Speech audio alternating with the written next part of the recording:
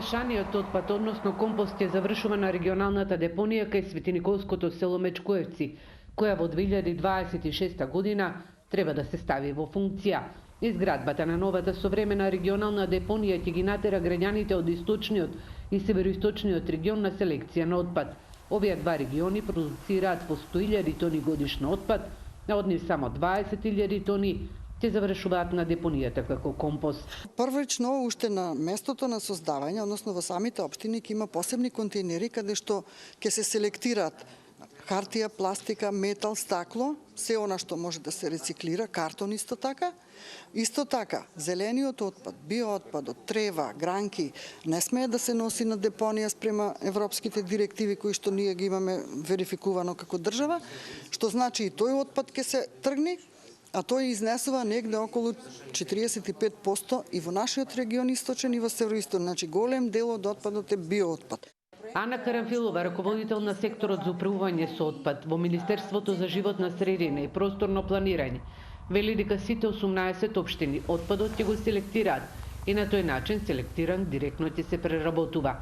За селекција на отпадот предвидена и набавка на контейнери. Граѓаните задолжително ќе селектираат и комуналните предпријатија кои ќе го собираат отпадот, ќе го собираат одделно. Она што е селектирано ќе оди директно за преработка кај правни лица кои што имаат дозвола за вршење на таа дејност во зависност од типот на отпадот кој што е селектиран, а само она што ќе заврши како мешан отпад ќе оди на оваа централна постојка. Карамфилова забележува дека оваа депонија ќе биде современ систем, а отпадот ќе се преработува и од него ќе се добива метан. Ќе има линија за секундарна селекција. Значи, бидејќи никогаш не е идеална селекцијата во мешаниот комунален отпад, секогаш можете да најдете и отпад од пакување или други видови.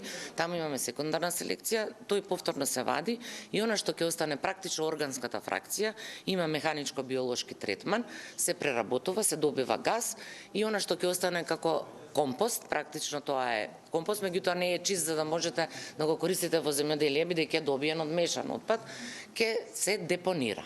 Во источниот регион претоварни станици ќе има во Штип, Берово, Македонска Каменица и Кочани, а во североисточниот регион во Куманово и Ранковци.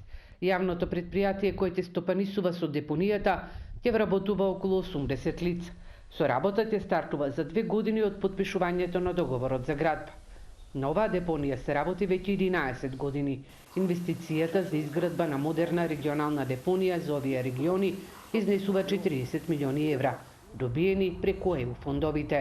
Дел од средствата веќе се потрошени за набавка на камиони и контейнери.